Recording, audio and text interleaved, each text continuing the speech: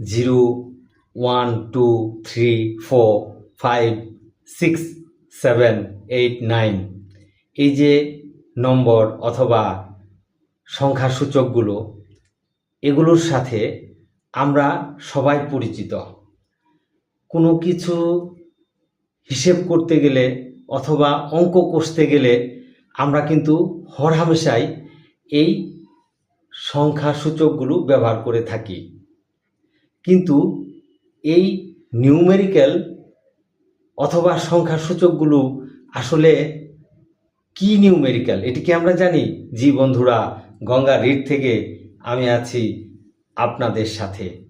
এই যে আমরা যে কোনো হিসেব নিকেশ করতে গেলে অথবা অঙ্ক কষতে গেলে 0, 1, 2, 3, 4, 5, 6, 7, 8, 9 এই যে নম্বর অথবা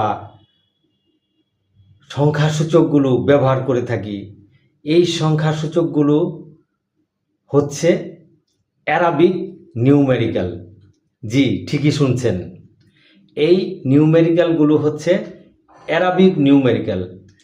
আপনারা কি একটা ধাক্কা খেলেন মনে হয়, কেননা যে আমরা সাধারণত জানি যে 0, 1, 2 থেকে শুরু করে 9 পর্যন্ত এই সংখ্যা সূচকগুলো আসলে ইংরেজি।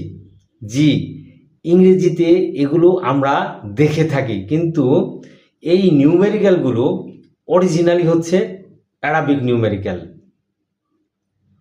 আপনি যদি একটু খেয়াল করে থাকেন, অ্যারাবিক যে সংখ্যা সূচকগুলো অথবা নম্বরগুলো, সেগুলোর দিকে আপনি যদি একটু দৃষ্টি দেন, তাহলে আপনি ভালোভাবে খেয়াল করলে দেখবেন আমরা যেভাবে লিখি 0, 1, 2, 3, 4, 5, 6, 7, 8, 9 এগুলো একদম অ্যারাবিক, এবং অ্যারাবিক থেকেই কিন্তু এগুলো প্রচলিত হয়ে আসছে। এগুলো আসলে অষ্টম এবং নবম শতাব্দীতে অ্যারাবিক পণ্ডিত, ব্যবসায়ী, বিজ্ঞানী ওনারা সারা পৃথিবীতে এই নিউমেরিক্যালগুলো ছড়িয়ে দেন।